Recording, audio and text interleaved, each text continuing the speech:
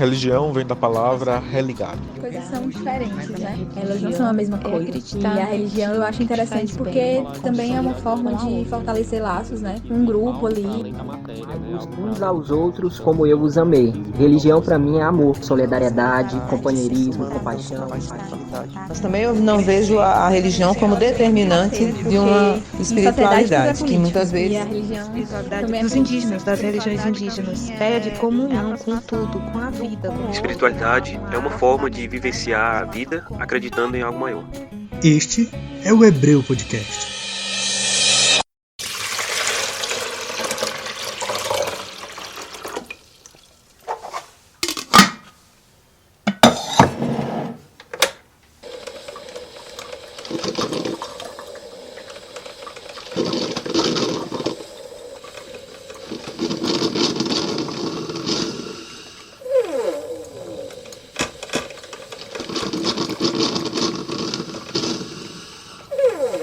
É isso, gente. A gatinha aqui foi dormir às 4 da manhã para dar conta das demandas. Tá aqui à base de café, que eu amo. Mas e aí, vamos sextar? Daquele jeito, dando orgulho para a OMS e focando no descanso que a gente também precisa, né não? O papo de hoje também é sobre estar bem e sobre se cuidar. Né, Lia?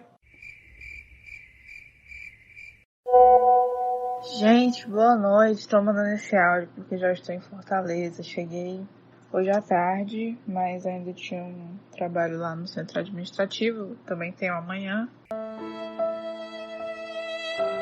Amiga, calma, que ainda é boa tarde.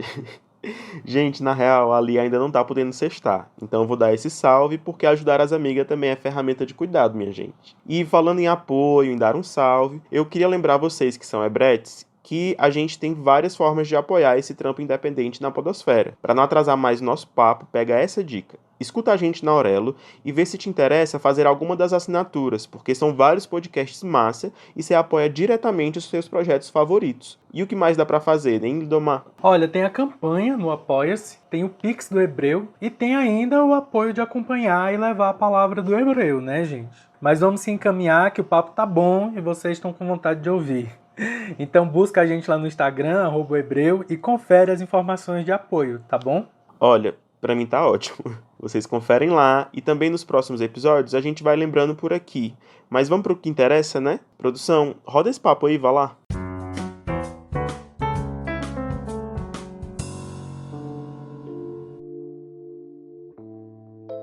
Para perceber a relação entre espiritualidade, religião e saúde mental, olhar para a história pode ser um caminho interessante, pois ela nos conta acerca das muitas pessoas que hoje poderiam ser lidas como pessoas que sofriam de algum transtorno mental, foram mortas pela Inquisição sob a acusação de bruxaria, por exemplo. Mas outro dado interessante é que na Idade Média, ordens religiosas criaram e mantiveram a grande maioria dos hospitais psiquiátricos. O primeiro hospital projetado especificamente para cuidar de pessoas com transtornos mentais foi fundado na Espanha em 1409, sob a direção de sacerdotes. Grupos religiosos também construíram e mantiveram hospitais psiquiátricos no Brasil, nos Estados Unidos, na Grã-Bretanha, na Alemanha e nos Países Baixos, entre outros.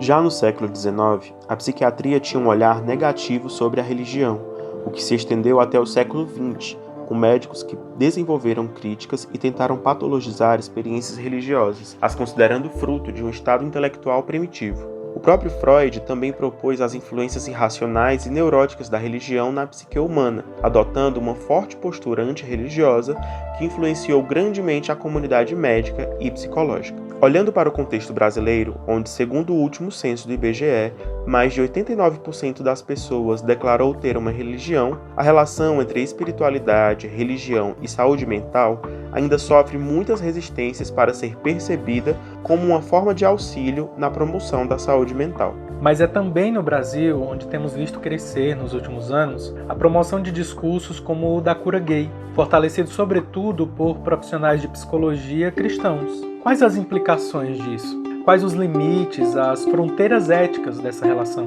Quem toma assento junto à nossa mesa para bater esse papo hoje é o psicólogo e artista Aleph Dias.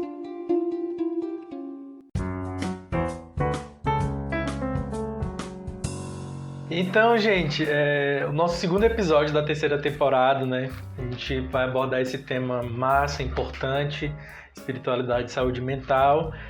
Lembrando que essa é a primeira temporada que a gente resolveu não fazer uma série, né? Então os episódios são independentes. E hoje a gente tem o prazer de receber o Aleph. E aqui a gente não apresenta as pessoas convidadas, o Aleph.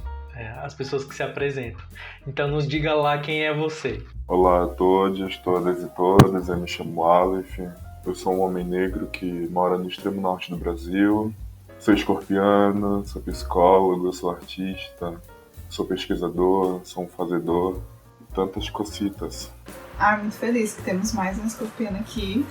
Eu não tinha entendido, amiga, que a tua reação foi por isso, é porque ele é escorpiano, assim como você. Eu tenho 6 planetas em escorpião, eu sou extremamente escorpiano. Então, novamente, só agradecer o Aleph por ter topado estar aqui com a gente, ter essa conversa conosco. E aí a gente já passa pro segundo bloco, né, Lia? O Hebreu faz parte da rede nordestina de podcasts. Para conhecer outros podcasts da rede, siga a hashtag podcastnordestino no Instagram.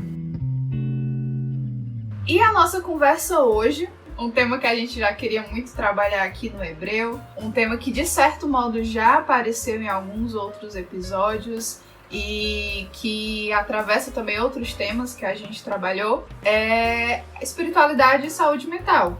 Então hoje a gente vai traçar algumas ligações, né, ver como é que esses temas se relacionam e como a gente pode construir um debate religioso, interreligioso, através desse tema. E aí, para começar, né, eu acho que seria interessante o Aleph falar sobre o que seria adoecimento psíquico e como é que a gente demarca assim, uma fronteira entre saúde e doença nesse contexto, né, do adoecimento psíquico. Amiga, só antes do Aleph responder, aproveita o Aleph, que você não falou e eu esqueci também de colocar isso, mas pra gente aqui no Hebreu é sempre muito bacana saber se a pessoa tem algum pertencimento religioso, se ela vivencia alguma espiritualidade, para além de pertencer ou não a uma religião e tal. E você não tocou nisso na sua apresentação, então se você quiser contextualizar isso pra gente, seria legal também. Respondendo a pergunta sobre o sofrimento psíquico, é importante, eu acho, pensar a partir do lugar que eu vivo, né? A partir do lugar que eu transito, que me atravessa. Eu sou um homem negro e a partir dessa posição enquanto homem negro e a partir da minha relação com as religiões de matriz africana, eu frequento um terreiro há uns 4 ou 5 anos nesse tempo cartesiano e enquanto pesquisador me debruço a partir de uma perspectiva afrocentrada e decolonial para entender as relações. A grosso modo, o sofrimento psíquico ele é uma junção de sintomas de um determinado lugar, de uma instituição, que vai atravessar o sujeito, né? E pensando esses marcadores que eu acabei de colocar, é impossível não associar ao movimento negro. Esse adoecimento psíquico, ele vai vir diretamente da violência colonial, né? Ela vai vir diretamente associada do racismo e os marcadores que são os aparatos coloniais que vão atravessar esses corpos racializados aqui no Ocidente, que no caso é o racismo, o machismo, o sexismo, a LGBTfobia e todos esses derivados que vão atravessar e posicionar esses corpos em lugares de violência e de dor, né? O sofrimento psíquico ele vai vir desse lugar. E a fronteira de saúde mental e adoecimento psíquico, ela vai se dar na relação, né? Porque o adoecimento psíquico, ele metaforicamente é como se fosse uma grande barreira que vai fazer o sujeito se limitar nas relações ou até desenvolver relações de maneira extremamente violenta, extremamente limitadas. E aí, pensando nesses marcadores, vai ser a forma como esse sujeito vai se relacionar diretamente, como ele vai interagir com si próprio, com o outro, porque nessa relação que vai escrever nesse corpo, né, o tempo todo.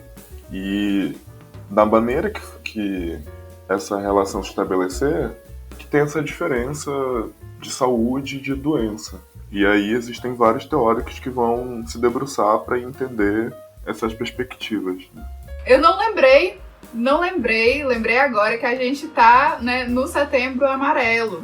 No caso, né, esse episódio foi pensado também em relação a esse mês, mas que é muito importante, uma pauta que está sendo colocada, que principalmente agora no contexto caótico que a gente vive, saúde mental, eu acho que deve nos remeter a muitos acessos de direitos que atualmente estão sendo negados a uma grande parcela da população. Então, acho que isso que o Aleph falou sobre a gente encontrar a fronteira nas relações, demarca muito um discurso que a gente está ouvindo, né, sobre tentar ficar bem, se priorizar. Hoje eu vi um tweet, né, que era muito difícil ter essa atitude de se priorizar quando você vem de uma família que você precisa priorizar também as necessidades básicas da sua família, no caso de pessoas que vêm de famílias pobres. Então, isso deve ser levado em consideração também, que a gente procurar ter um mínimo de saúde mental, buscar que as pessoas tenham acesso à moradia, à saúde, à alimentação, à educação,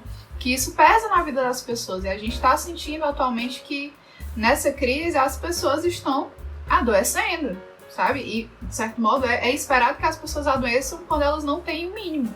Nossa, amiga, muito, muito importante o que tu tá colocando, né? Porque como eu já ouvi outras pessoas também falarem, a Setembro Amarelo, as pessoas resumem o discurso ao falar de saúde mental, falar de faz terapia. Como se tudo se resumisse a isso, né? E aí, óbvio, não menosprezando a importância do acompanhamento terapêutico e tal. Mas não se trata só disso. Saúde precisa sempre ser pensado na integralidade. Não é esse recorte tão simples e básico, né? Não dá para resumir a isso. Acho que você ia falar alguma coisa, Aleph, eu falei antes. Não, era só para complementar que saíram algumas pesquisas na pandemia, porque tudo ficou muito mais escancarado, né? Desde o acesso público à saúde, as interações. Um dado, foi a primeira pessoa que teve contato, que veio falecer do Covid no Brasil, foi uma empregada. E o número de pessoas que a gente for pensar a partir de uma lógica de gênero, homens estão adoecendo muito mais de Covid. E aí tem todos os marcadores de classe mesmo, homens periféricos, porque primeiro a gente está acostumado a sobreviver no Brasil, né? A gente não está acostumado a pensar enquanto lugar de existência. E a pandemia ela acabou deixando isso muito mais exposto para as pessoas. É impossível a gente pensar que estamos todos na mesma iguais, assim, porque não é igual. Por exemplo, eu peguei a pandemia e eu peguei um apagão aqui no estado do Amapá, que ou a gente abria as portas de casa para ajudar as pessoas que não tinham comida, água para puxar, porque a gente tem um poço aqui, ou a gente sabe lá o que a gente poderia fazer. E aí rolou um debate aqui em casa para pensar, a gente mora numa periferia, que foi, ou a gente morre de fome, ou a gente morre de Covid, porque a gente tem que fazer alguma coisa, é se arriscar. Pra gente nunca existiu a possibilidade de, eu vou ter que me resguardar, vou ter que me cuidar, me privar. Não são todas as pessoas que podem fazer isso. E olha que eu falo de um lugar de muita conquista comparado a outras pessoas. E outra questão que o Lindomar comentou sobre terapia, é muito bonito dizer que procura terapia, mas muitos profissionais da psicologia não estão prontos para receber a pluralidade de corpos, pluralidade de percepções. Existem pesquisas na UNB, que foi onde eu fiz meu mestrado, de mulheres procurarem, tem muita dificuldade para procurar atendimento clínico porque elas procuram mulheres para atendimento. Porque um princípio básico do diálogo é encontrar alguém que entenda o que tu tá falando. Mulheres conversarem com mulheres, profissionais negros pacientes procurarem profissionais negros. Porque nesse momento de encontro tem uma troca muito mais potente. E a clínica ainda não está preparada para isso. Eu acho que quem for parar para pensar, quem já buscou atendimento psicológico, psicoterapêutico, vai sempre lembrar de um profissional branco. Ou de uma pessoa com um discurso extremamente embranquecido que não está conseguindo acolher. Então existem várias camadas que vão distanciar o sujeito de ter uma saúde mental. Viver no Brasil não tem como ter uma saúde mental. Assim. A gente brinca, virou uma piada, mas é muito real o que a gente está vivendo. A gente está vivendo um adoecimento assim em massa. Você falando, amigo, eu lembro que isso foi tema, inclusive, de uma conversa numa disciplina que eu estou fazendo no mestrado também, porque tem muita gente da psicologia na disciplina. E de como a a branquitude às vezes não consegue acolher algumas discussões, né? E aí eu lembro que eu falei que, olha, a minha primeira bolsa do mestrado caiu, e sabe qual era a minha prioridade? A minha prioridade foi, agora eu vou começar a terapia, porque para mim isso é muito importante. E aí eu falei, e eu vou priorizar procurar uma profissional negra para me atender. E aí uma das pessoas que estavam lá, que era uma senhora branca, e a gente estava discutindo inclusive sobre a necessidade dessa questão racial ser colocada ainda na formação dos psicólogos, né? De como isso faz diferença e tal, de não ter acesso a essa discussão enquanto eles estão sendo formados na graduação ainda. E ela, mas não deveria ter essa diferenciação, porque todo profissional, independente da cor, deveria estar preparado para atender qualquer pessoa. Então, mas isso não acontece ainda, né? Isso é uma realidade muito distante. Eu já fiz terapia durante mais de um ano, e desse mais de um ano foram com 2 pessoas diferentes e ambas eram pessoas brancas. E foi bem no período que eu estava terminando a minha graduação, e no final da minha graduação é que eu fui começar a me entender enquanto um homem negro, porque até então eu não tinha entendido que eu era uma pessoa negra. Ou seja, eu estava ali no auge de cair a ficha, de me dar conta de isso, eu sou um homem negro, e lidar com todos os conflitos disso, e a pessoa que estava me atendendo, ela não conseguia atender aquilo. Ela não tinha recurso. Ela não tinha condição de me acolher integralmente, né? Então sim, velho, faz muita diferença que seja um profissional negro que atenda você, né? Sim. Enfim, então a gente discutir isso abre inúmeras frentes de discussões e de coisas que seriam legais a gente tocar. Como o nosso enfoque no episódio é falar da relação entre espiritualidade e saúde mental, a gente vai seguir o papo mais nessa direção, né?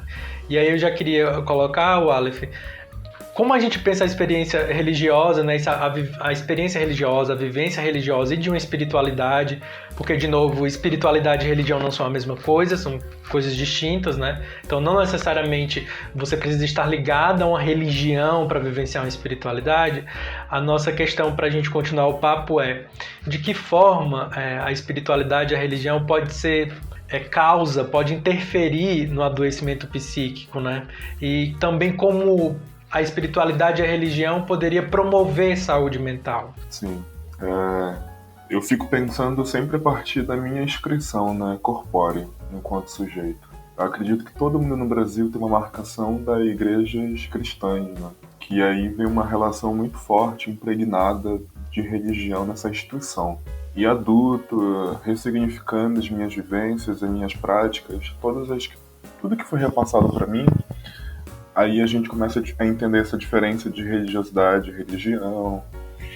E nesse momento eu comecei a entender, e aí entra de novo o marcador, porque o marcador, gente, eu acho que é muito importante, até para ter autonomia nessa marcação. Por muito tempo marcaram a gente, e agora a gente está tendo esse controle e está podendo ressignificar, né, essas relações, e a partir desses marcadores pensar mesmo, de uma maneira muito política. E entendendo toda essa relação enquanto homem negro e buscando nas religiosidades afro-brasileiras, e aí entra várias nomenclaturas que quiserem dar, o princípio da religiosidade afro é entender que nós fazemos parte de tudo, né? Nós não somos distantes, nós somos divinos conectados com tudo aquilo. Eu acredito que é o primeiro momento que expande, porque não hierarquiza um Deus que vai te julgar, um Deus que vai fazer você pagar por algo que você fez errado de acordo com as crenças impostas. Nas religiosidades afro, a gente começa a entender que tudo que eu toco vai me devolver da forma que eu interajo, né? E a partir desse movimento de trocar essa relação hierárquica, a gente adentra os espaços. Eu comecei a entender primeiro a religiosidade para depois eu buscar um terreiro. Porque até pra gente frequentar um terreiro, um espaço afro, a gente está tão envolvido com uma lama colonial que a gente tenta buscar essas formas no terreiro. E isso é extremamente violento, porque, todos os espaços são atravessados pela colonialidade, seus resquícios, mas ainda tem uma coisa que não se perdeu ali, que a gente tem que olhar com outro olhar. Por isso que acredito que a inversão dessa posição pode promover a saúde mental. E aí eu volto ao meu comentário dessa ideia religião-religiosidade, de diferenciação e a forma que tu vai perceber até para tu te relacionar com os espaços. A promoção de saúde mental ela vai vir quando tu entende que tu faz parte de tudo e que para tu te desenvolver tu precisa de tudo. Não de uma maneira hierárquica, submissa, mas de uma maneira de troca. De uma maneira onde tu só vai poder desenvolver as tuas relações a partir do diálogo, da escuta, de saber a hora do respeito, a hora da... E são palavras que não estão muito próximas à submissão e essa é a diferença. É a forma como tu vai te interagir com esses ambientes. Por exemplo, uma questão são as questões de gênero nos terreiros, que é um debate muito forte hoje. Mas gênero tem uma relação muito colonial, tem uma relação muito ocidentalizada, porque os povos africanos têm uma outra percepção com gênero, tem outra percepção com hierarquia. Gênero não vem numa subjugação. É a forma que tu vai trabalhar para a comunidade a partir da ideia afrocentrada. A hierarquia vem de um lugar de respeito. Respeito a quem veio antes de mim e vai abrir o caminho para mim, quem vai me passar o conhecimento. São coisas que na religião é diferente. A religiosidade, e aí de novo o marcador, na perspectiva afro, vem para mim nesse lugar. A promoção de saúde mental vem nessa percepção de troca, de um outro olhar para aquilo que distanciaram. Recentemente, numa situação no terreiro que eu frequento, estava rolando uma celebração e montaram a comida para se alimentar e o pai, o mais velho, sentou para comer antes de todo mundo. E teve gente que comentou que, por que ele tá comendo primeiro? Por que ele tá comendo primeiro? E eu lembrei da minha casa. O meu avô, quando eu era criança, sempre era o homem que comia mais cedo. A gente poderia perceber isso de uma maneira extremamente violenta, mas tem uma relação de entender que é a pessoa que veio antes. E aí, na contemporaneidade, tem todo um debate de pensadores contemporâneos entendendo que são nossos antepassados contemporâneos, são nossos ancestrais, são pessoas que abriram pra gente. Essas formas de troca, de olhar, de interação que vai fazer a expansão para uma saúde mental, vai promover uma saúde mental. E o adoecimento psíquico, para mim, vai ficar nessa continuação desse pensamento hierárquico, que, para mim, sem dúvida, é muito colonial. Assim. A colonialidade que trouxe essa percepção hierárquica, essa percepção binária, tudo isso para diferenciar, né, para distanciar. O principal movimento da colonialidade foi classificar sujeitos, classificar objetos, e a forma que tu percebe é a diferença. Quando a gente quis tocar nesse assunto também, foi muito pensando a partir do nosso lugar, né, de cristãos. Eu sou um viado católico e ali é evangélica, né? E a gente sabe que muitas vezes esse espaço é muito violento para nós, pessoas LGBTQIA+.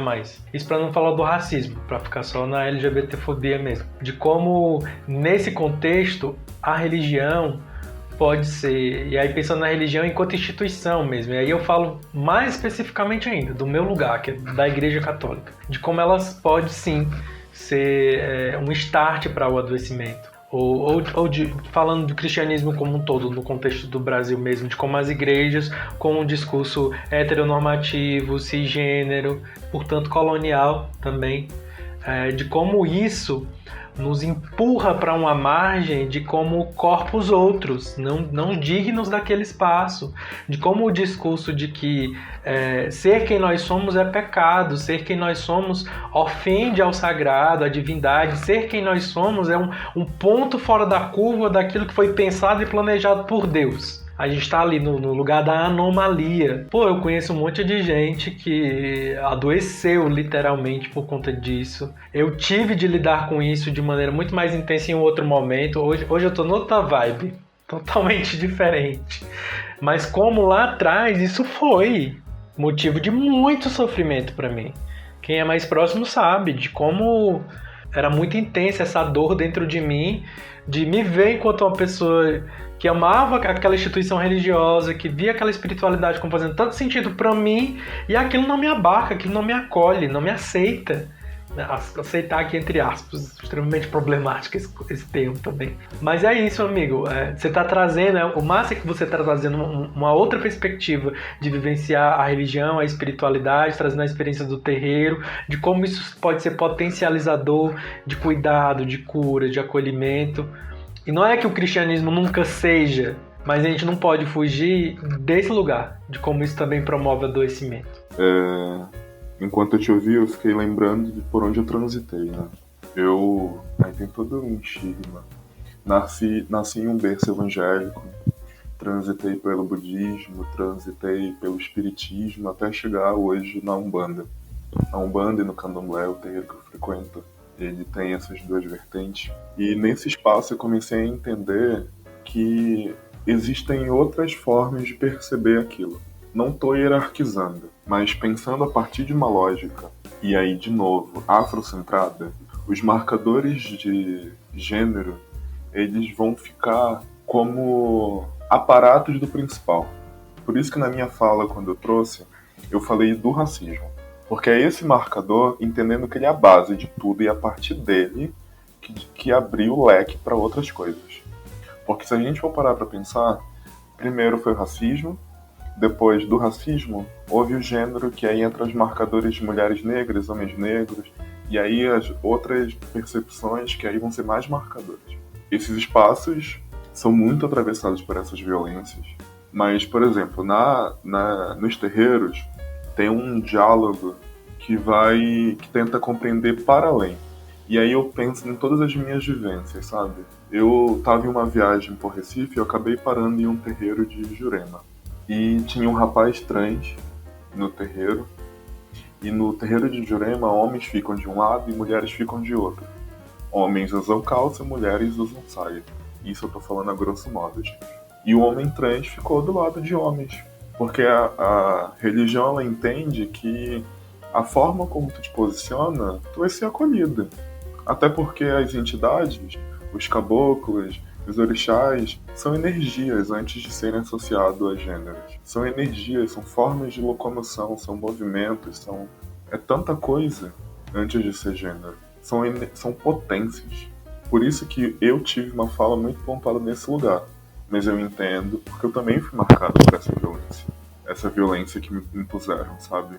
Só comentar algo sobre, principalmente indo na linha do que Lidemar falou, agora, é muito interessante ver justamente essa diferenciação entre esses espaços religiosos, porque eu acho que religião, ela tem uma potencialidade de seguir por dois caminhos, né? A gente tem uma experiência religiosa que pode ir pro campo do poder, no sentido de exercer uma alienação sobre o sujeito, ao mesmo tempo que a religião, ela tem essa potencialidade de ser um espaço de acolhimento.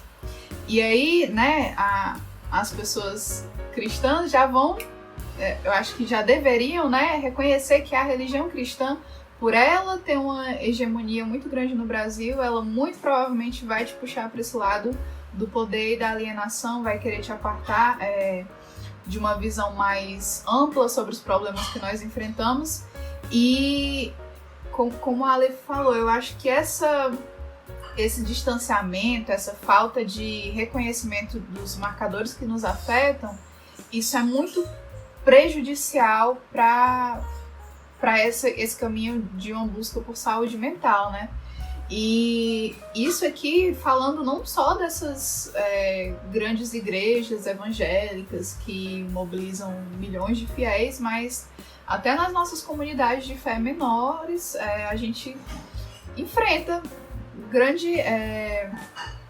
um grande discurso que busca nos alienar, né? A gente vê, por exemplo, as manifestações que estão sendo conclamadas, que quando esse episódio sair, certamente já terá acontecido, né, no 7 de setembro, elas estão ganhando força dentro das igrejas. Então, é muito importante que a gente compreenda também a religião como esse local que, se for um espaço de acolhimento, um espaço de aceitação, um espaço de troca, né, acho que o Ale falou, diálogo, escuta e respeito, vai ser um local onde a nossa saúde mental vai ser respeitada e vai ser até melhorada, eu acredito, porque quando a gente compartilha algo tão sério e tão profundo como a religiosidade, que para mim a religiosidade é um ponto muito importante da minha vida, isso tem uma potência de cura imensa. Então, se a gente compartilha com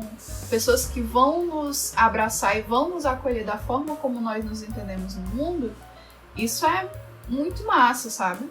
Então, acho que é isso que o Ale falou. Eu acho muito importante que ele trouxe o exemplo das religiões de matriz africanas, porque acho que é inevitável você olhar para essas religiões sem considerar já que existe uma marcação das pessoas que frequentam esses espaços. Então, ao contrário da religião cristã,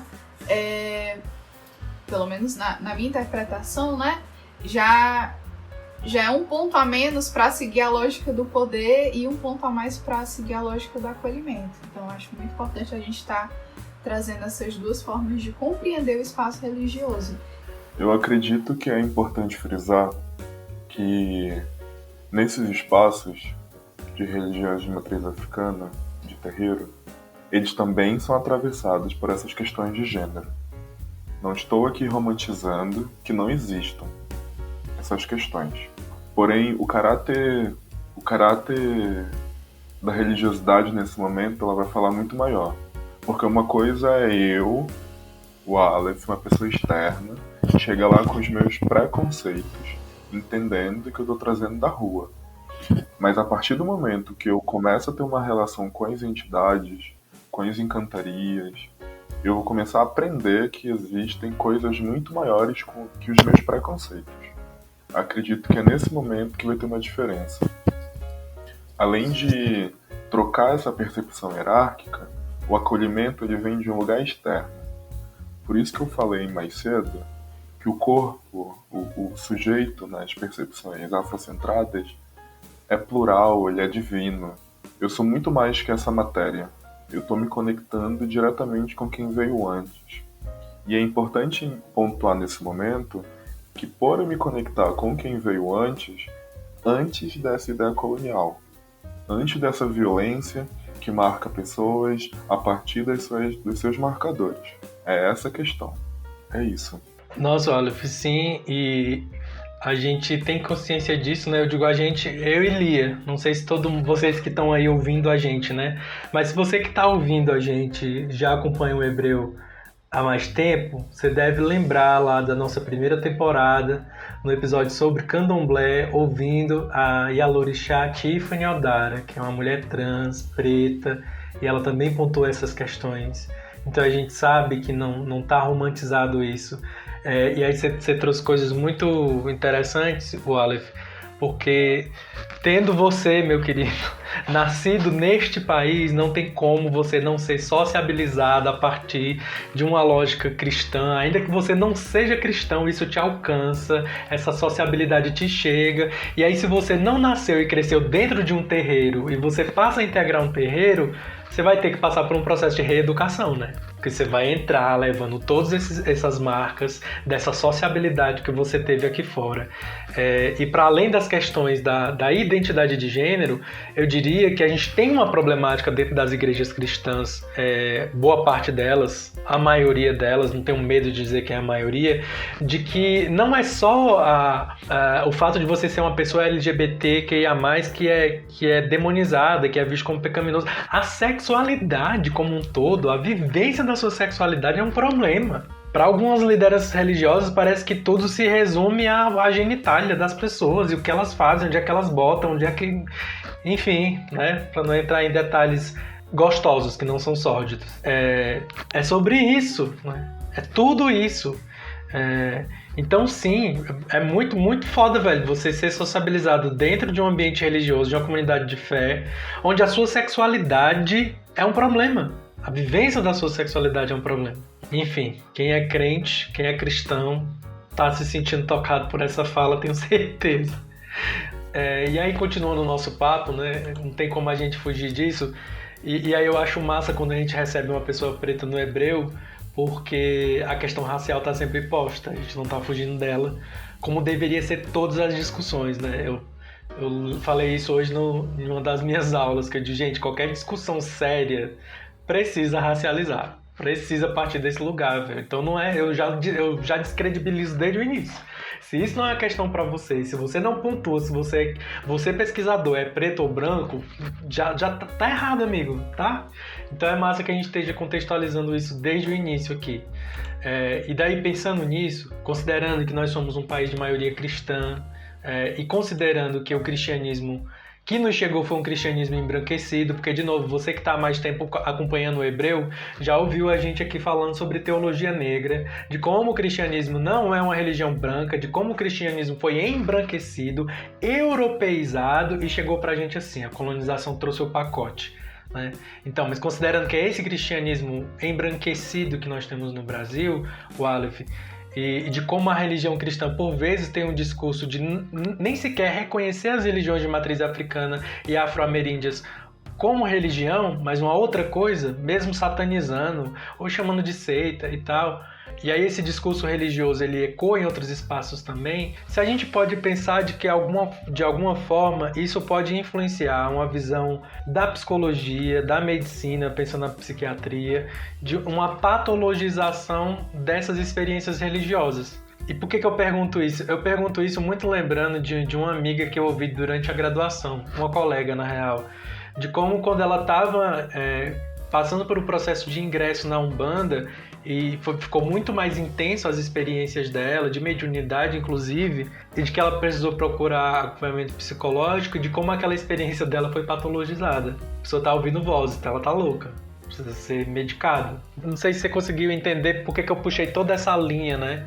Dessa influência de aonde são colocadas as religiões de matriz africana e afro-indígenas, até chegar nesse ponto do sujeito que vivencia aquela espiritualidade, aquela religião, ter a sua experiência patologizada. Eu consigo te entender, amigo, mas eu fico pensando, porque cada terreiro vai ter uma relação, né?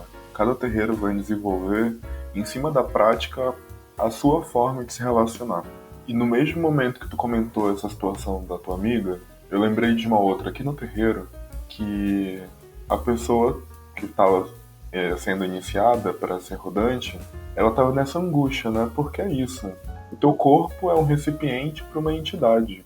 E o pai falou, se você quiser, você pode procurar também atendimento psicológico para entender, para se entender. Não é distanciando uma coisa da outra, mas entendendo que uma coisa pode ajudar a outra. E aí entra aquele debate que a gente tornou mais cedo. Procurar pessoas que entendam o que a gente está falando. Profissionais negros que entendam politicamente, filosoficamente esse corpo negro. Pessoas que vão acolher a partir dessa pluralidade. Eu fico pensando o que seria esse quadro patológico, e aí entra esse olhar que é um olhar embranquecido sobre. Óbvio que existem vários profissionais. E recentemente estava conversando com a minha mãe sobre essas questões de ficar patologizando as coisas. Cada pessoa vai ter um desenvolvimento e a partir do seu desenvolvimento que os manuais estão colocando como doenças.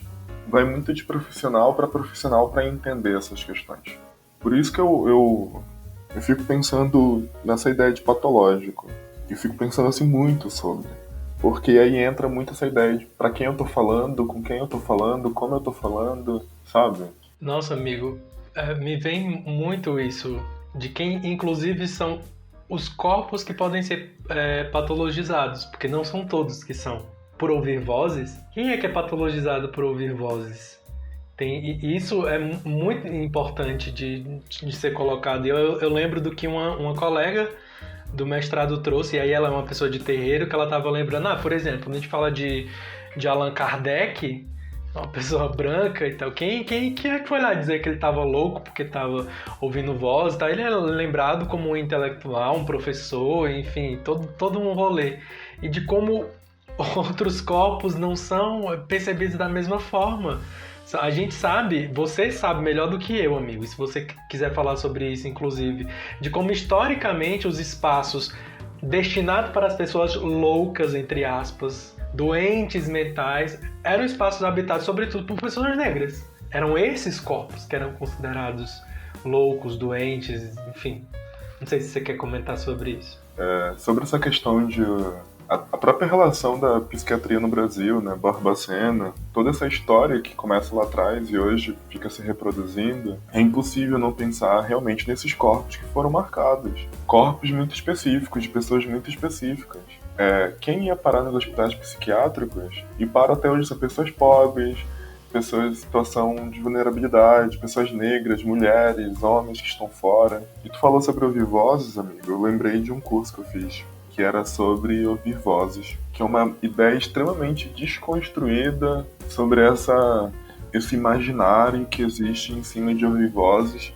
E eu lembro da primeira fala do palestrante, que é que todo mundo ouve vozes, independente de qualquer coisa. Todo mundo ouve vozes em níveis diferentes. E a partir disso vai ter as relações, né?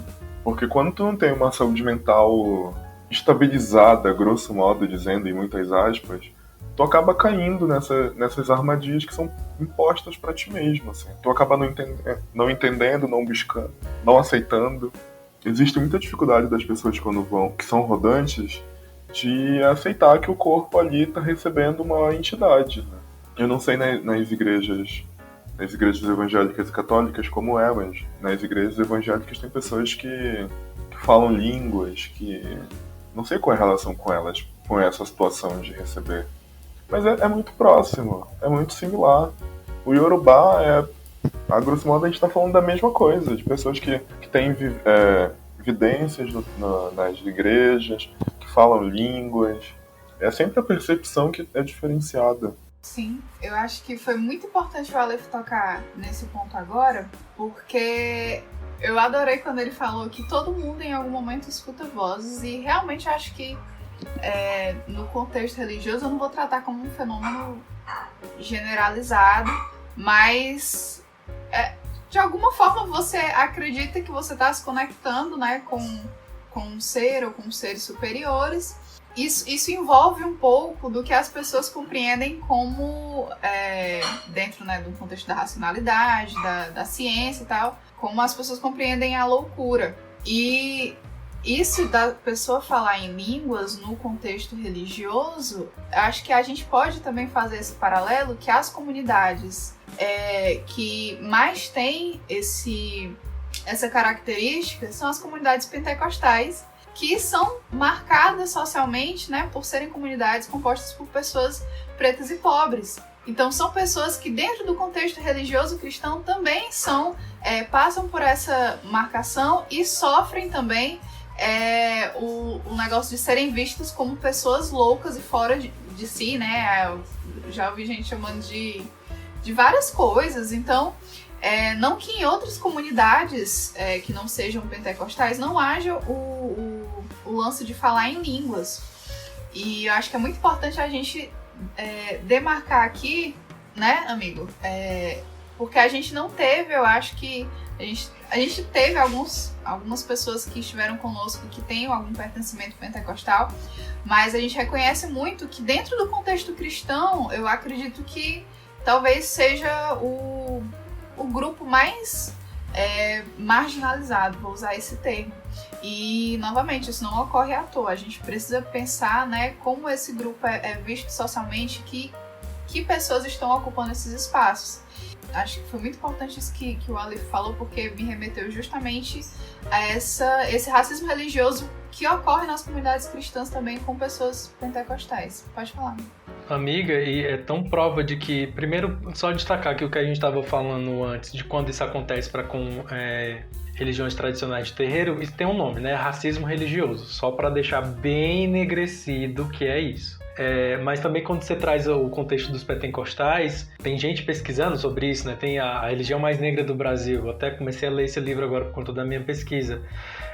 E de como o Ronilson Pacheco fala isso, Lia, não sei se você lembra, de como os pentecostais muitas vezes sofrem o preconceito e o racismo dentre as igrejas evangélicas. Igrejas de tradição mais antiga e tal, mais embranquecidas, para dar o nome também, acabam olhando para com os pentecostais com uma visão preconceituosa, né?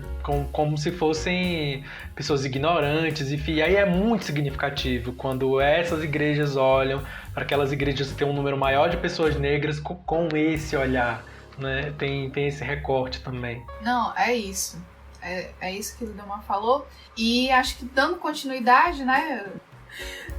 O último tópico aqui que a gente tem para falar, que eu acho que é muito importante para a gente discutir hoje, diz muito respeito a um discurso que a gente ouve bastante e que, de certo modo, eu tendo a algumas vezes concordar, na maioria das vezes, no caso, que é sobre a relação entre religiosidade e o atendimento clínico, né?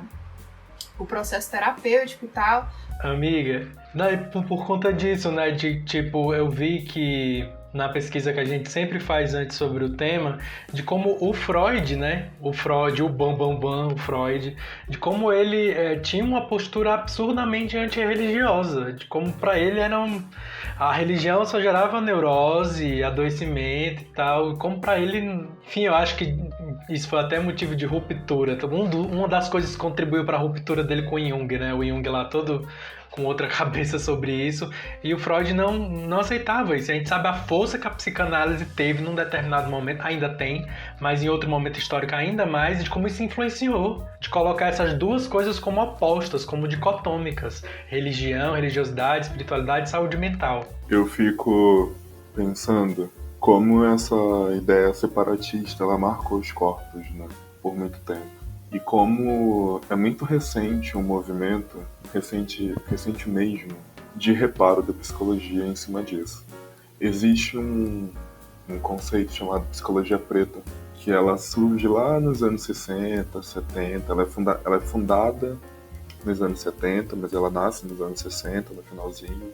E no Brasil tem uma pessoa maravilhosa falando muito sobre ela, que é o Lucas Veiga, que ela tenta resgatar práticas de cuidado para além do Ocidente.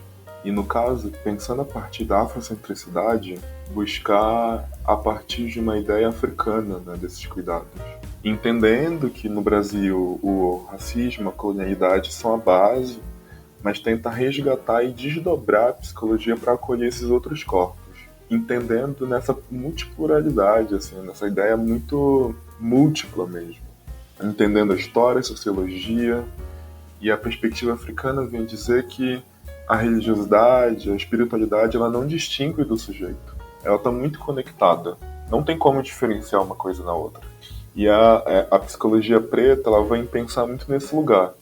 Não estamos dizendo que a pessoa vai chegar lá e falar de entidade e vai falar... Não é assim que funciona. Mas é entender que o sujeito é múltiplo, é divino, entender que aquela história que ele traz individual, ela fala de uma coletividade ao mesmo tempo. E essa coletividade é no plano carnal e no plano espiritual. É a mesma coisa grosso modo, tá? Eu tenho um sonho com a entidade que cuida da minha cabeça pedindo para eu fazer algo. Eu chegar na clínica e comentar com o meu psicoterapeuta a respeito. Ele vai ouvir, vai mediar aquilo, mas quem vai entender sou eu, a partir do que é significante. E a psicologia preta, ela vem entender com essa escuta dupla, né? Dupla no sentido de individual, mas que é um reflexo do coletivo. E enquanto eu falava aqui, eu lembrei, na verdade, de um trecho do Peles Negras, Máscaras Brancas, do Fanon, onde ele fala muito bem sobre essa relação de conexão, né? Para além dessa separação. E, de novo, separação é colonialidade. A afrocentricidade, ela vem unir tudo, entendendo que tudo está ligado e que não tem como diferenciar uma coisa a outra. É importante deixar muito claro essas frases para vocês que estão nos ouvindo entenderem que a diferença está aí.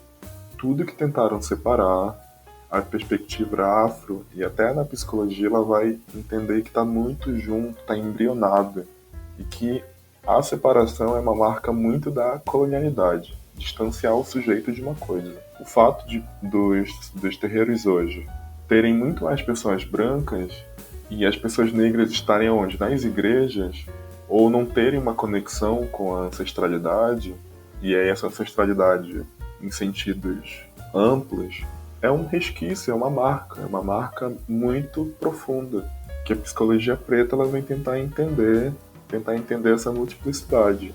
Nossa, isso que você está colocando é para muito que a gente está falando de saúde mental e está mais próximo da psicologia falando disso, mas se a gente for pensar de maneira mais ampla, isso que o Aleph está colocando é de fato essa marca da colonialidade que influencia tudo. De novo, né? Eu tô sendo a chata do mestrado, gente, mas é porque no mestrado não é só autores. Eu tô fazendo uma disciplina muito bacana que chama Encontro de Saberes, que foi lá onde tive a oportunidade de ouvir uma Makota, de ouvir vários indígenas que estão fazendo a disciplina comigo e tal, e de como a gente estava discutindo outro dia, de como o modelo de universidade que a gente tem, ou seja, de onde o conhecimento é produzido, portanto a psicologia também, de como esse modelo de universidade ele é pensado, ele vem lá exportado da Europa, que tem nome, né? Esse modelo é um modelo Humboldtiano, de pensar a universidade de uma forma que ela exclui a espiritualidade e a religião, por uma herança iluminista, entendendo o contexto da Europa naquela época, sobretudo da Igreja Católica, de que, olha, isso aqui são coisas que não dá. Se a gente é um espaço de produção de conhecimento, a gente não pode dialogar com isso. E de como torna a universidade esse espaço ateu, uniepistêmico, que exclui as outras formas de saber. Enquanto o que o Aleph está trazendo é uma perspectiva pluriepistêmica de vários saberes, de pensar a integralidade. Ele está falando e eu estou lembrando, e eu sei que ele conhece, até pelo professor Wan estava na defesa dele, né? Da Yoronke Yorumi, trazendo a ideia de uma cosmopercepção, uma cosmosensação e não uma cosmovisão, como essa ideia limitante do conhecer apenas pela visão, de que a gente conhece a partir do todo. Está tudo integralizado. Então, essa perspectiva, de fato, de separar, de individualizar, de excluir as outras experiências, as outras formas de saber, é tudo culpa da colonialidade branco-europeia, gente. Não tem para onde correr. Não tem. Amigo, tu falou uma coisa maravilhosa, que é essa percepção indígena. A percepção afrocentrada e africana ela é muito similar ao movimento indígena que estão fazendo recentemente, de junção. Aí é muito amplo, né? Arte e vida no movimento negro e no movimento indígena não se diferenciam. O corpo não diferencia da conexão com a espiritualidade, com o ambiente, com os espaços. Tem um diálogo muito forte, muito profundo nessas duas percepções, que é entender essa junção mesmo, entender junção. Por muito tempo, aí a medicina fez essas rupturas, a filosofia está aí para entender como tudo foi separado, mente, corpo, pesos e afins, e como na contemporaneidade a gente está tentando unir isso de novo, sabe? Isso é uma forma de ludibriar. É o que o Fanon fala de subverter a colonialidade, subverter a norma.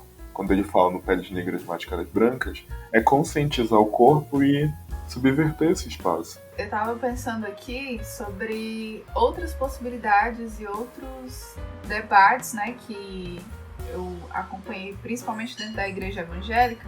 Eu acho que o que eu vou falar pode gerar um novo tópico de conversa, então eu vou tentar ser muito breve. Mas sobre o negócio dos psicólogos cristãos. Eu já estive Vou até citar aqui, eu estive num acampamento de evangélicos e teve uma conversa sobre saúde mental e religião, algo do tipo. E, amigo, quem estava mediando era o Davi Lopes, que esteve conosco. E foi um momento muito interessante. Quando eu soube que ia ter uma conversa sobre isso, eu já fiquei nervosa. Porque eu já pensei, meu Deus, vai ser absurdo. Mas, como ele né, ele tem uma formação em psicologia, ele fez o mínimo.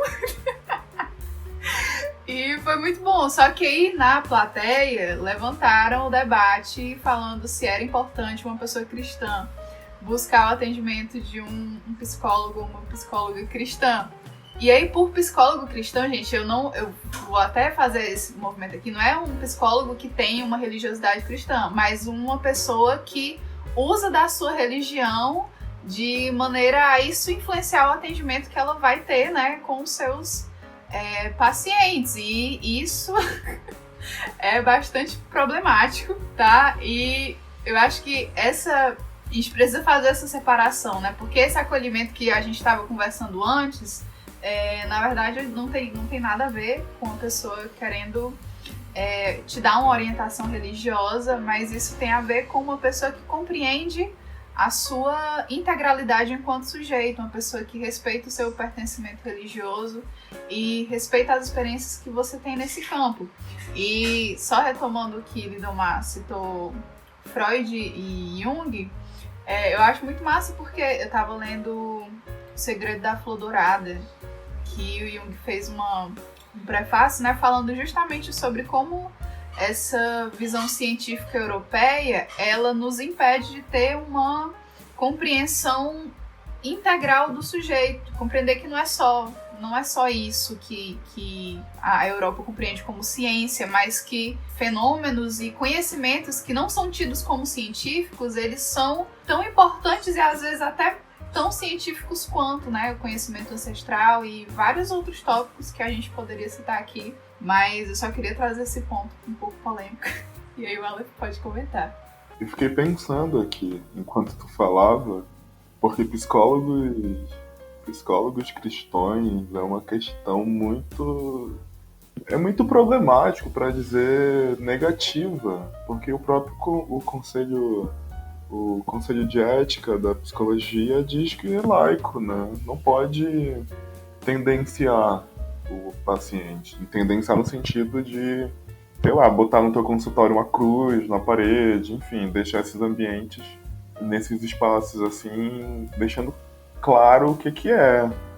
Eu fico pensando que esse respeitar tem uma característica muito de limitar em alguns ambientes. Tu trouxe isso na tua fala ali, de respeitar, e pra mim é meio confuso quando eu penso religiosidades cristãs.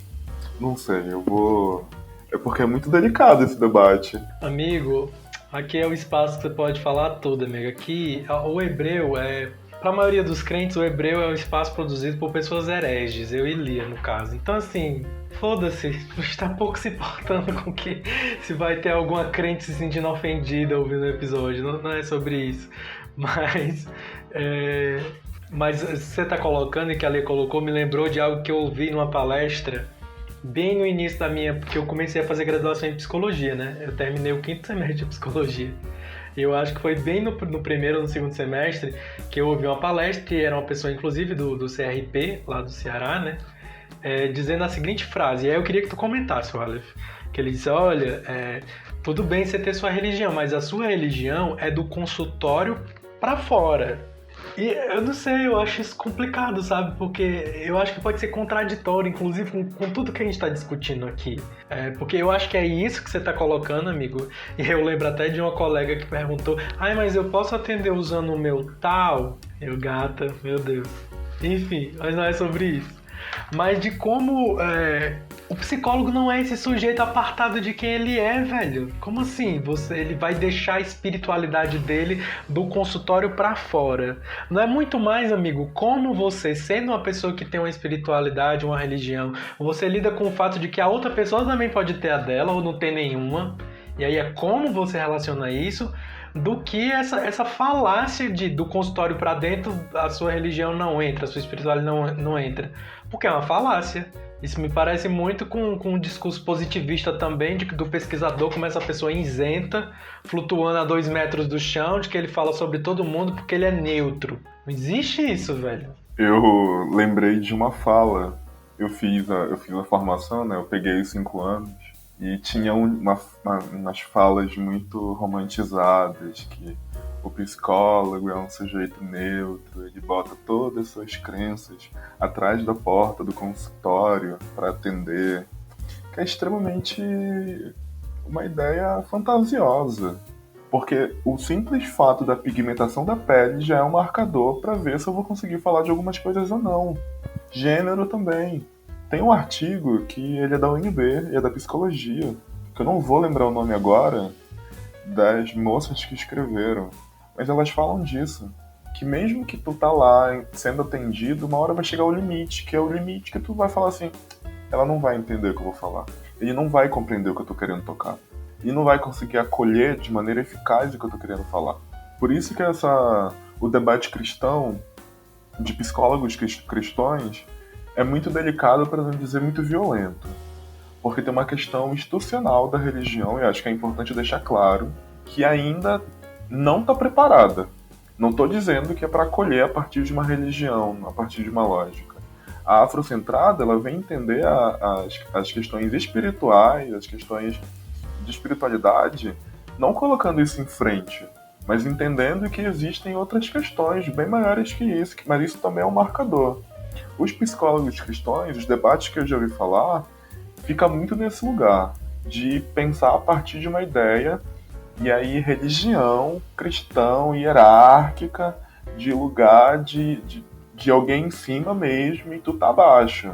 Deus na frente e o resto é a família, e depois, sabe, esse debate do psicólogo cristão, que é uma coisa que é muito violenta. O psicólogo não é neutro. Todo sujeito, e é redundante quase dizer que todo sujeito é político. Porque se é um sujeito, aí já é político por existir. A gente só passa uma linha embaixo para deixar claro os marcadores que marcaram nossos corpos por muito tempo. A gente está se apropriando e ressignificando para entender o diálogo. Até onde eu vou sem me maltratar, até onde eu posso dizer sem machucar, até onde eu posso falar para ser acolhido, para ser entendido. Por isso que é a perspectiva que tu vai ter em cima de algo. Fico logo ressambiado aqui. Mas amigo, eu também ouvi na formação essa ideia de neutro. Não é neutro, gente, não é neutro. Os consultórios estão lotados de pessoas brancas, pensamento branco, pigmentação da pele branca, que não conseguem acolher os corpos. Isso é fato. E não existe. Eu fiz uma disciplina na UNB agora, no mestrado, que era na psicologia, e uma psicóloga branca, ela ficou extremamente nervosa quando o debate de racialidade foi levado, porque o sujeito, todos nós somos humanos. Não existe mais. Não existe. Isso é uma ideia extremamente fantasiosa. O sujeito, ele é político nesse sentido de entender o marcador. Nossa, amiga, é muito difícil ser preto, gente, porque ouvir esse discurso de que somos todos humanos, isso cansa a gente de uma forma, porque outras pessoas não precisam ficar lembrando da sua humanidade, a gente tá nesse lugar, porra, velho. E aí, só ali, antes de passar pra ti e a gente já ir pro último bloco, de como também eu acho que a gente não está dizendo que o psicólogo não pode ser cristão. O problema é que quando a gente fala de cristianismo no Brasil, essa religião ocupa um espaço de poder político muito significativo. E a forma como isso vai ser levado para dentro do consultório, como isso vai se chegar na relação terapêutica, pode ser extremamente problemática. O Aleph está falando, e talvez ele esteja falando lembrando disso, porque é o que eu lembro também, todos os movimentos que eu conheço no Brasil que existem de psicólogos que ainda querem falar de homossexualismo são profissionais de psicologia cristãos. Então é disso que a gente está falando. Não é o fato da pessoa ser um psicólogo cristão. Isso não é um problema por si só. É essa questão mais ampla que está posta, né? Acho que é isso. É uma limitação muito grande do sujeito. A própria questão da cura gay, muitos psicólogos, uma parcela, estão aderindo, entendendo que dá para se curar, e isso é tão batido, isso é tão violento. É essa a ideia, de diferenciar a posição e onde tu pode subverter para acolher. Aí eu penso num psicólogo negro, consciente politicamente, tudo que acontece, virar para uma pessoa negra que está vindo ali super marginalizada, violentada, e falar: por que você não procura espaços de acolhimento com pessoas negras? Conversa com uma pessoa negra, porque a gente não é acostumado a conversar com um igual. E aí, pensando no marcador de gênero, homens não conseguem ter diálogos além da banalidade com outros homens. Mulheres conseguem se acolher, se encontrar. Eu fico pensando, olhando aqui em casa mesmo. A minha mãe e a minha irmã, elas conseguem fazer autocuidado juntas. Eu nunca consegui fazer isso com meu pai. Eu nunca consegui fazer isso com outro homem. Eu vim fazer isso adulto com meus companheiros, sabe? Porque isso é privatizado e isso é um marcador. É um psicólogo dizer: você tá com essas demandas, que não são só suas, são coletivas, aqui você vai entender, eu posso te ajudar a manusear. Mas também é bom tu encontrar pessoas para tu trocar, para tu entender formas de sobrevivência. Aqui a gente vai construir formas de sobrevivência, mas lá na rua alguém vai segurar no teu ombro e falar: vá, porque eu vou estar atrás de você, sabe? É essa percepção que é diferente. Um psicólogo cristão que tenta, aí eu vou deixar bem claro, limitar algumas questões de sexualidade, de gênero, que tem um debate muito nesse lugar, de submissão mesmo, isso é podar o sujeito que frequenta o espaço. É só pra colocar e eu esqueci agora. Hoje 100% das pessoas esqueceu o que ia falar. Pro Aleph não se sentir sozinho nesse lugar de quem esquece o que ia falar, né? O tabu ia ser quebrado agora. Não, acabei de lembrar. Não, mas só pra fazer referência, como diz a nossa amiga maravilhosa, reverenda Lilian, né, Lia? Para fazer referência e reverência, para mim, o Aleph foi muito, muito importante e significativo quando eu, com meus 28 anos, uma bicha preta que nem era assumida, que tinha que namorar Ronaldo escondido, como foi significativo para mim encontrar o Maia, encontrar Ronaldo, que eram as primeiras pessoas com quem eu podia comentar, de gente, que boy lindo aquele, né? Eram pessoas com quem eu podia dizer que eu achava bonito, achava gostoso, que eu era viado. Pessoas com quem eu podia conversar. E, sobretudo, pessoas que me ajudaram a perceber o meu lugar de pessoa negra. E perceber, sobretudo, o lugar político disso. Eu só fui tomar essa consciência ao encontrar essas pessoas. Essas e outras, óbvio. Estou falando porque foram, sobretudo, as de uma proximidade, de uma relação muito maior. De como elas literalmente me enegreceram nessa relação. Agora sim, Lia. Desculpa, amiga. Não, gente, é isso. Só pra redizer o que eu falei, porque eu começo a falar muita coisa ao mesmo tempo e sempre fica confuso, que nesse espaço, né, nessa palestra, realmente foi um rolê pra explicar, né, pra essa pessoa que questionou se era importante pra uma pessoa cristã buscar um psicólogo que, de alguma forma, ela usou esse termo, fosse dar uma orientação religiosa. E aí, pra explicar que isso era muito problemático pra ela, bote, assim, 1 horinha de conversa. Porque... E isso é muito comum. Isso é muito comum. Eu tenho uma colega que ela se formou recente, né, em psicologia, e o pastor da igreja dela perguntou se ela iria ser uma psicóloga cristã. E ela falou, tá, mas o que é isso? Porque realmente as pessoas estão nessa pilha de procurar no atendimento, principalmente falando de pessoas cristãs evangélicas, né? Procurar no atendimento psicológico uma orientação religiosa, que foge também da ideia do acolhimento, né, que a gente conversou. O Hebreu faz parte da rede LGBT Podcasters. Para conhecer outros podcasts da rede, siga @LGBT Podcasters no Instagram ou acesse lgbtpodcasters.com.br. E aí a gente tá indo se encaminhando pro final do nosso episódio.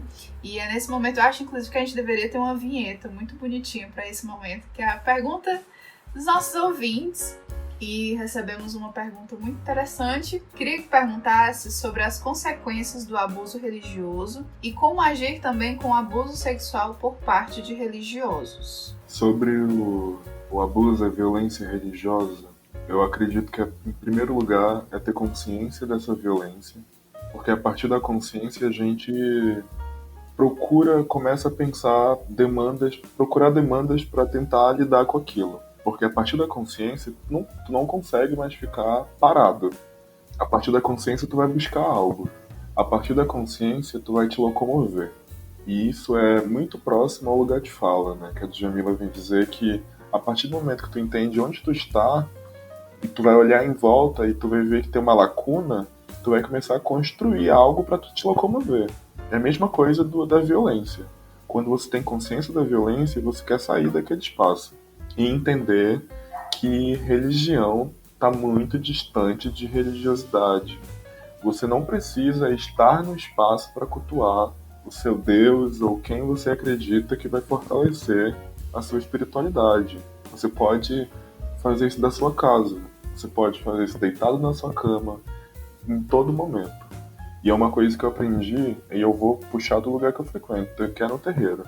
Se eu estou com uma demanda, eu não preciso ir no terreiro para resolver.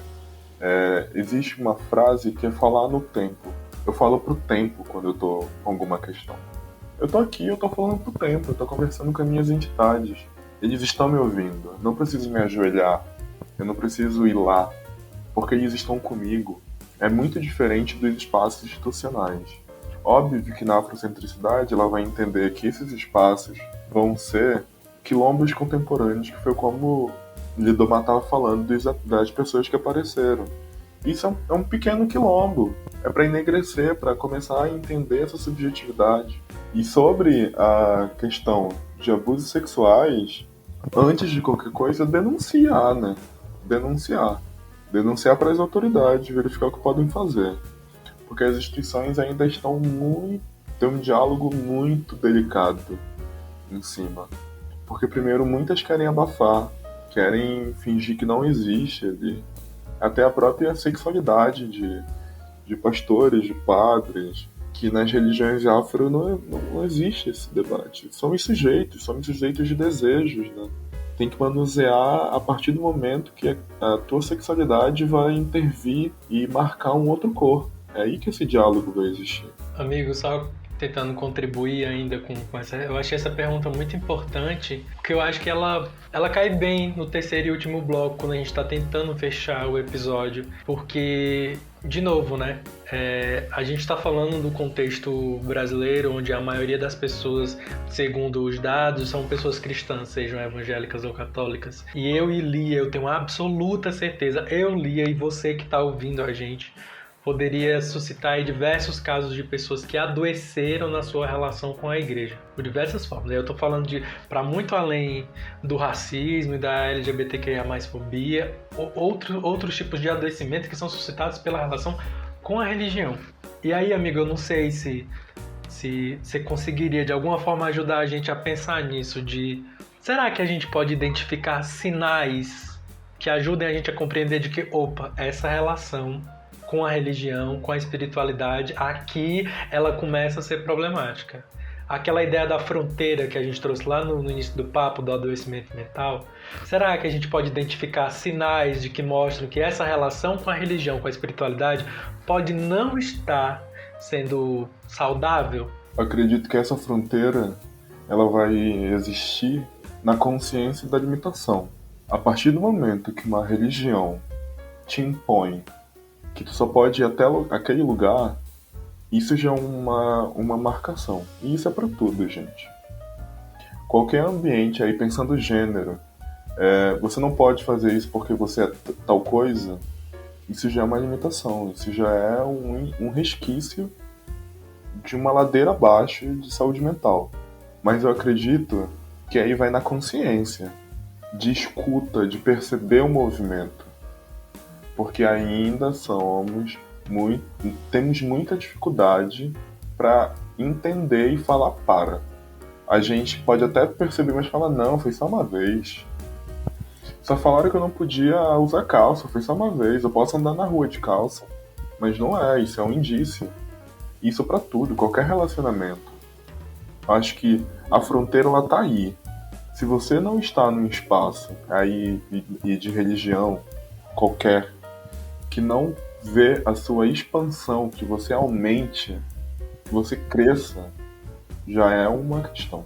E aí é se perceber, atento, escuta atenta, olhar e ali, ó, fulano foi barrado por tal coisa.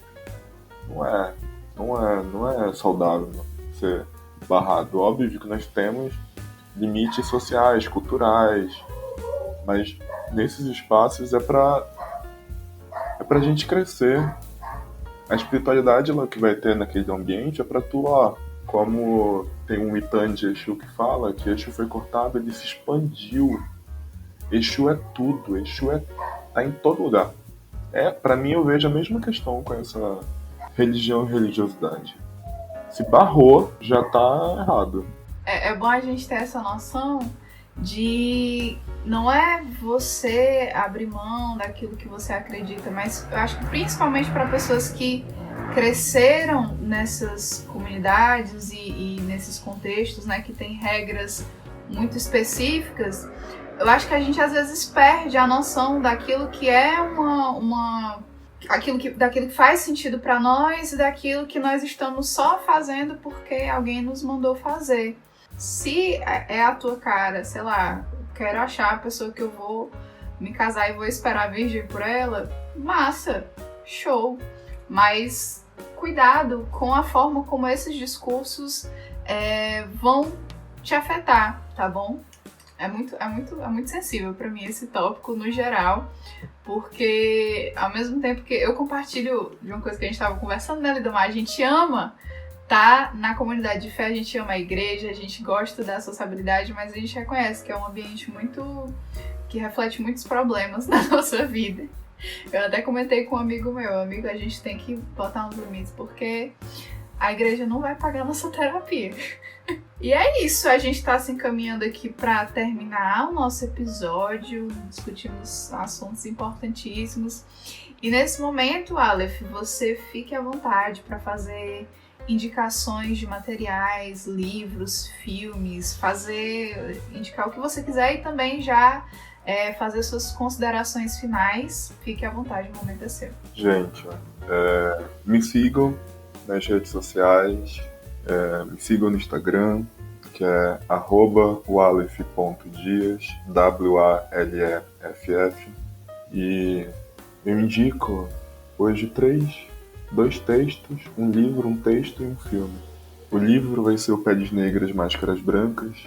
Para mim, pensando nessa ideia, é a Bíblia de uma pessoa negra para a consciência, para entender algumas questões e mesmo entendendo também que o livro já tem limitações, mas ele é fundamental para dar o primeiro passo na consciência política enquanto uma pessoa negra, racializada.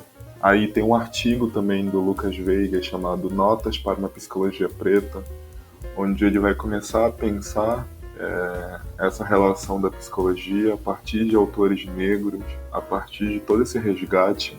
E eu vou também indicar o documentário chamado Ori, O-R, acento agudo no I, que é da Raquel Gerge, acho que é esse o nome dela, mas ele é roteirizado pela Beatriz Nascimento, que foi uma historiadora, e ela vem entender essa relação da pessoa negra a partir do encontro, né? E aí tem uma analogia do espelho que quando a gente se encontra, a gente começa a entender muita coisa em volta, porque a gente vê um reflexo, a gente vê um igual. E é importantíssimo, enquanto pessoas negras, a gente fazer esse movimento. Tudo funciona a partir do encontro, a partir da troca, da escuta. E do reposicionamento do olhar. Da forma como você olha, para quem você olha, como você quer ser olhado. Eu fico muito lisonjeado por participar desse episódio, do convite. E eu tenho muitas coisas para dizer, mas também ao mesmo tempo eu entendo que as coisas são ditas no momento que elas precisam ser ditas. Então eu só fico muito grato, obrigado pelo espaço. A gente que agradece o Aleph mais uma vez. Eu achei massa que o Aleph descreveu a dinâmica do que a gente tenta, pelo menos, fazer no hebreu, né, Lia? Aqui a gente sempre fala do hebreu e o nome é por isso, que é uma analogia do encontro. Aqui é um espaço de encontro onde a gente escuta, a gente é provocado a se reposicionar com relação a várias coisas. Talvez o hebreu vá ser um dos poucos podcasts que você vai encontrar, vai ouvir de pessoas cristãs falando de teologia queer, falando de teologia feminista negra, falando de teologia negra, pautando a sexualidade de uma outra forma. A gente tenta fazer isso, porque a gente tem a experiência de estar dentro da instituição e saber do quanto que ela pode ser violenta, adoecedora, então a gente quer disputar esses espaços. Eu sempre digo que o meu lugar dentro da Igreja Católica é também esse lugar, é de quem está disputando, de quem não está disposto a abrir mão da sua identidade religiosa, da sua espiritualidade. Então sim, eu sou um viado, vou ficar aqui e aguentem, eu não estou sozinha. É também sobre isso. Então eu quero agradecer muito, Aleph, e agradecer vocês que ouviram a gente até aqui. Depois continuem esse papo lá no Instagram, falem com a gente adora quando vocês trazem esse feedback. No mais é isso e até o próximo episódio.